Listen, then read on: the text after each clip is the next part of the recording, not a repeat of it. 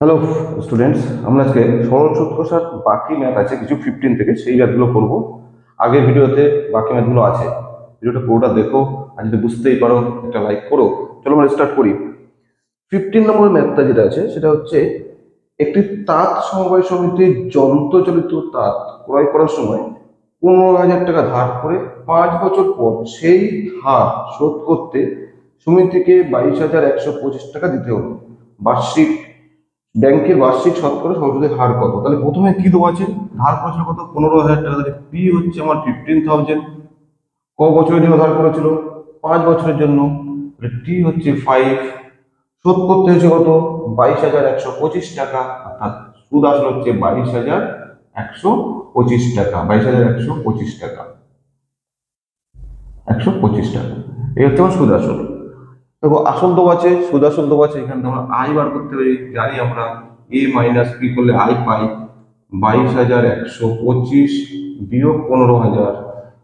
বিয়োগ করলে আমরা পাই 7,125 টাকা। তাহলে বার করতে যে বার্ষিক সুদের হার, তো আর কত? আর মানে হচ্ছে আমরা জানি আই ইন্টু 100/p/t। আই হচ্ছে 7,125 ইন্টু 100, 15,000 ইন্টু 5। একটা দুটো, একটা দুটো, 5 দিয়ে যদি যায় 5 × 4 = 70, 5 × 2 = 10, 5 × 5 = 25, 5 দিয়ে গেলে 3 শূন্য, 5 দিয়ে গেলে 5 × 2 = 10, 5 7 5 = 40, 5 5 = 25, আবার 5 দিয়ে যাচ্ছে 6, 5 5 = 25, 5 7 = 35, 3 দিয়ে গেলে 2, 3 দিয়ে গেলে 19। তো 19/2%, 19/2 মানে 9.5% বার্ষিক শতকরা সুদ। জানি এটা অ্যান্সার আছে 9 হল 1/2%। একই জিনিস, এটা আর এটা একই জিনিস। চলো নেক্সট ম্যাথটা করি। 16 নম্বর অঙ্কটা হচ্ছে, আসলাম চাচা কর্মক্ষেত্র থেকে অবসর নেওয়ার সময় 1,00,000 টাকা পেলেন। ওই 1,00,000 টাকা ব্যাংকে কিছুটা পোস্ট অফিসে জমা রাখেন। প্রতি বছর সুদ বাবদ পেয়েছে 5,400 টাকা। দু জায়গা থেকে, ব্যাংক আর পোস্ট অফিস মিলে কিন্তু। ব্যাংক ও পোস্ট অফিসের বার্ষিক সুদের হার হচ্ছে 5%, 6%। তুমি কোথায় কত টাকা জমা রেখেছো? মনে করো আমি ব্যাংকে রেখেছি X টাকা, আর পোস্ট অফিসে তাহলে লাগবে কত? মোট টাকা কত? মোট টাকা, মোট টাকা, মোট হচ্ছে 1,00,000 টাকা। মোট হচ্ছে 1,00,000 টাকা। মনে করি, মনে করি ব্যাংকে রাখেন সমান সমান X টাকা, অর্থাৎ পোস্ট অফিসে তারা রাখবে কত? পোস্ট অফিসে রাখে, অফিসে রাখে পুরো 1,00,000 টাকা তো মোট। তার থেকে X টাকা যদি ব্যাংকে রাখে, 1,00,000 বিয়োগ X টাকা, এটা রাখে পোস্ট অফিসে। এবার এক এক করে দেখো। আমি ব্যাংক লিখলাম, তাহলে ব্যাংকে কত টাকা রেখেছে? ব্যাংক, ব্যাংকে পি হচ্ছে কত? এক্স। ব্যাংকে বার্ষিক সুদের হার কত বলেছে? আর বলেছে ব্যাংকের কত পার্সেন্ট? ব্যাংকের 5% মোস্ট করে, ব্যাংকে 5%। আর টি হচ্ছে 1। তাহলে সুদ কত হবে? আই যদি ধরি পি ইন্টু আর ইন্টু টি, এটা বড় হাতের আর লিখি, আর আর ইন্টু টি বাই 100। তাহলে কত হচ্ছে? এক্স ইন্টু 5 × 1/100, তাহলে হচ্ছে 5x/100। এটা ব্যাংক থেকে পাচ্ছে এই সুদটা। পোস্ট অফিসে কত পাবে? পোস্ট অফিস, পোস্ট অফিসে পি কত? 1,00,000 বিয়োগ এক্স, আর কত? 6%, টি হচ্ছে 1 বছর। তাহলে সুদ কত হবে? P into R into T by 100। P হচ্ছে 1,00,000 বিয়োগ এক্স, এটা পি, আর হচ্ছে 6, টি হচ্ছে 1/100। যদি আমরা গুণ করে দিই তাহলে 1,00,000 গুণ 6, 6,00,000 হয়ে যাবে, -6x/100। এত টাকা হচ্ছে ব্যাংকের সুদ, এত টাকা পোস্ট অফিসের সুদ। দুটো সুদের যোগফল হচ্ছে 5,400 টাকা। অতএব 5x/100 plus 6,00,000 -6x/100 equal to 5,400 টাকা। তারপর সবার নিচে 100 আছে, তো আমি লিখতেই পারি 100। তাহলে 5x প্লাস 6,00,000 টাকা -6x, নিচে 100 আছে, তাহলে ওপর উপর যোগ হয়ে যাবে। Equal to 5400। তাহলে 5x থেকে বাদ দিলে কত হচ্ছে? এটা 6 লাখ। 5x মাইনাস 6x, তাহলে হচ্ছে মাইনাস এক্স, নিচে হচ্ছে 100, এই 100টা যদি গুণ করে পাঠিয়ে দিলাম তাহলে 5400, তার সাথে 100 গুণ হলে আমার দুটো জিরো আসলো। কিন্তু মাইনাস এক্স ইজ ইকুয়াল তাহলে কত হচ্ছে? আমরা যদি লিখি, এখানে লিখছি তাহলে x is equal to, that is minus x is equal to, minus x is equal to 54, চারটে জিরো, মাইনাস 6 এর পরে 5টা জিরো, 6 এর পরে 1 2 3 4 5, তাহলে minus x is equal to 5,40,000, এটা 6 লাখ, তাহলে হচ্ছে মাইনাস 60,000। ইমাজিন কেটে যাচ্ছে, তাহলে এক্স হচ্ছে 60,000 টাকা। তাহলে 60,000 টাকা কোথায় রেখেছিল? ব্যাংকে। তাহলে ব্যাংকে রাখি কত? ব্যাংকে থাকছে 60,000 টাকা। আর পোস্ট অফিসে তাহলে থাকবে কত? পোস্ট অফিসে থাকবে, পুরো টাকা ছিল 1 লাখ, 1 লাখ বিয়োগ 60,000, তাহলে পোস্ট অফিসে থাকবে আমাদের 40,000 টাকা থাকবে পোস্ট অফিসে। 17 নম্বর অঙ্কটা হচ্ছে, রেখা দিদি তার সঞ্চিত অর্থের 10,000 টাকা দুটি আলাদা ব্যাংকে জমা রাখে এবং এক ব্যাংকে বার্ষিক সুদের হার 6%, অন্যটা 7%। 2 বছর পরে সুদ পাবো 1280 টাকা পান, তিনি কোথায় কত টাকা জমা রাখেন? ধরো আমি মনে করি প্রথম ব্যাংকে রাখে এক্স টাকা, মনে করি প্রথম ব্যাংকে রাখেন এক্স টাকা এবং দ্বিতীয় ব্যাংকে রাখেন, মোট টাকা ছিল কত টাকা? 10,000 টাকা। তো 10,000 বিয়োগ এক্স, 10,000 বিয়োগ এক্স পরের ব্যাংকে রাখবে। এবার দেখো প্রথম ব্যাংক, প্রথম ব্যাংক, প্রথম ব্যাংক পি কত?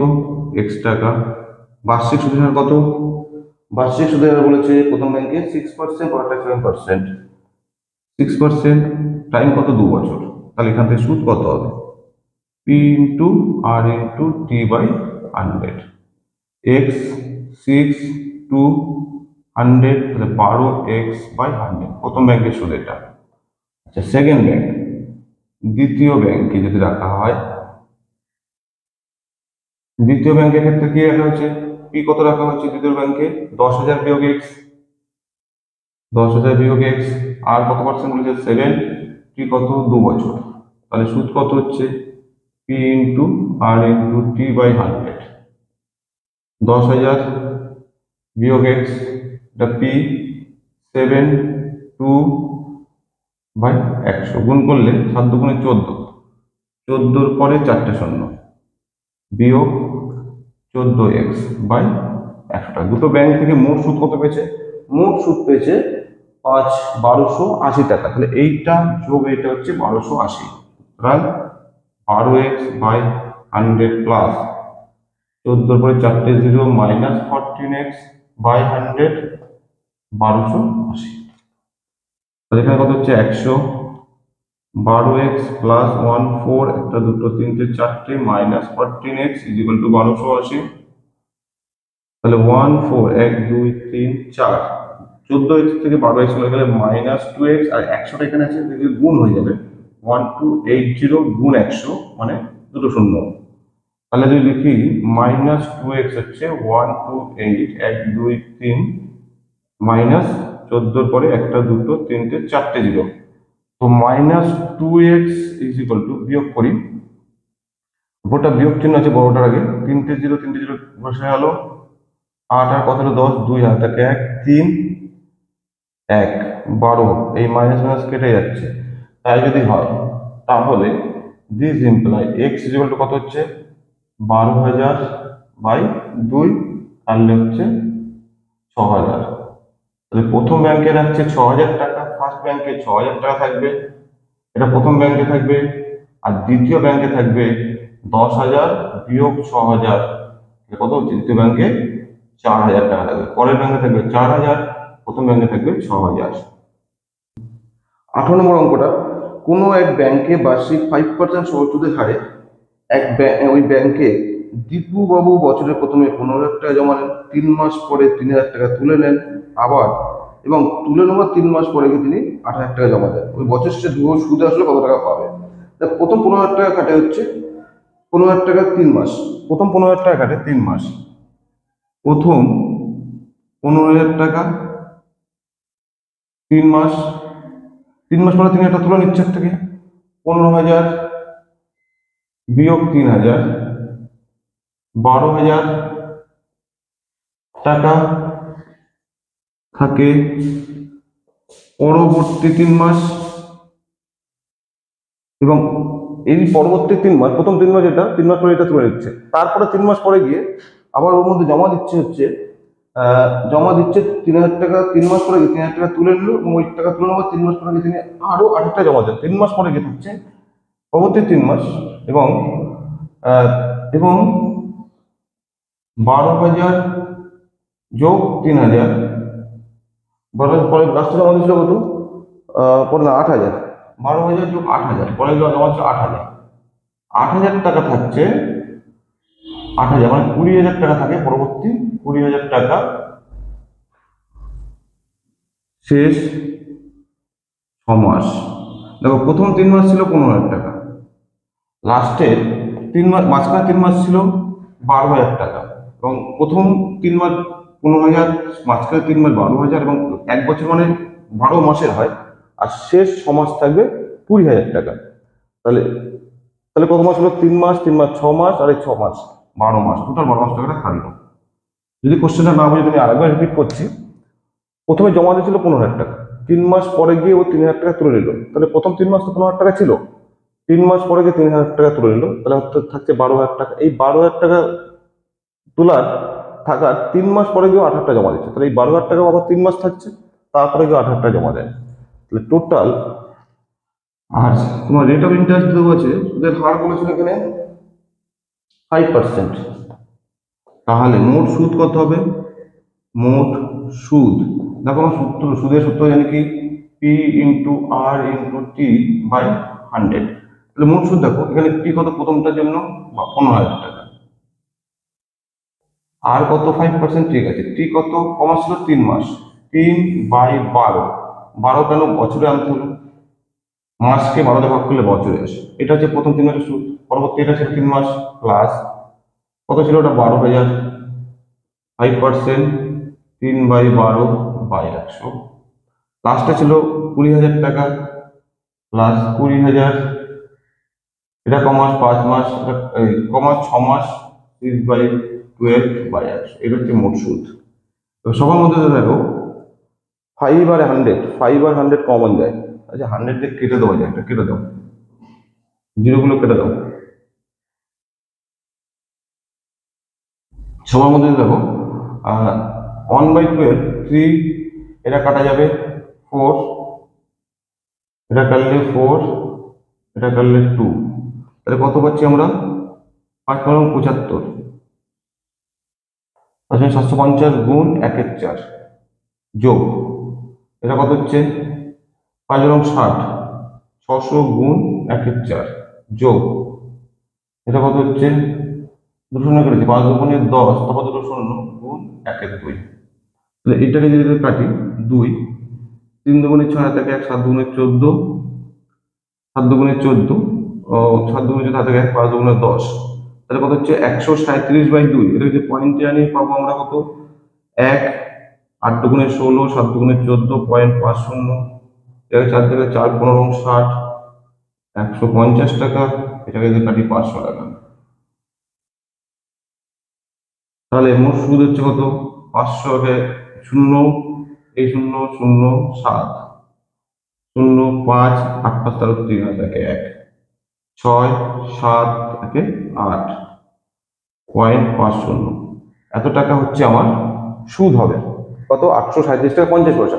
লাস্টে ব্যাংকে কত ছিল 20,000 টাকা, মোট সুদ আসল হবে, মোট সুদ আসল 20,000 যোগ 837.50, 20,837.50 টাকা হবে মোট সুদ আসল। 19-এর অঙ্কটা সবচেয়ে ইম্পর্টেন্ট অঙ্ক।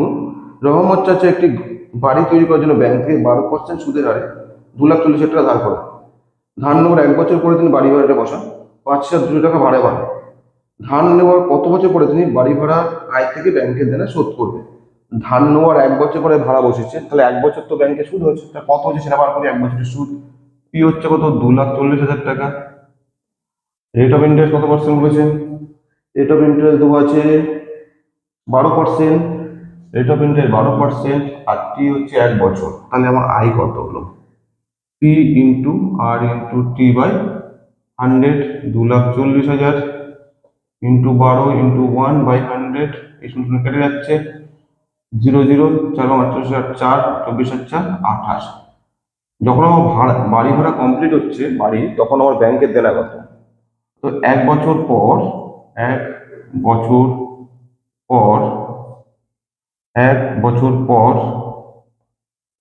ব্যাংকের দেনা 2,40,000 যোগ 28,800 টাকা, তাহলে 2,68,800 টাকা ব্যাংক আমার কাছে পাবে 1 বছর পরে। প্রতি মাসে ভাড়া কত? 1 বছরে বাড়ি ভাড়া হবে, 1 বছরে বাড়ি ভাড়া কত হচ্ছে? 5,200 টাকা করে ভাড়া আছে, 12 মাস ভাড়া পাবো। মাসে 5,200 টাকা, তাহলে 12 মাসে কত পাবো? 4, 60 আর 2 62, 62,400 টাকা ভাড়া পাবো। কিন্তু প্রতি বছর, যেহেতু সরল সুদের অঙ্ক, প্রত্যেক বছরে কিন্তু এই টাকা ব্যাংকে আমার সুদ দিতে হবে। ব্যাংকে সুদ দেওয়ার পর অতিরিক্ত থাকে, প্রতি বছর ব্যাংকের সুদ দেওয়ার পর অতিরিক্ত থাকবে, কত থাকবে? কত? 62,400 টাকা বিয়োগ 28,800 টাকা। 0 0 8 আর 6 14, হাত থাকে 1, 9 আর 3 12, হাত থাকে 1 3, 33,600 টাকা। এই 33,600 টাকা থেকে এখান থেকে প্রতি বছর তোমার টাকা শোধ হতে থাকবে। অতএব বাড়ি করার পর মোট সময় লাগবে, বাড়ি করার পর দেনা শোধ করতে মোট সময় লাগবে। প্রতি মাসে বছরে এই টাকা থেকে এই টাকাটা শোধ হতে থাকবে। তাহলে কত হচ্ছে? 268800 বাই ক বছর লাগবে? 33,600।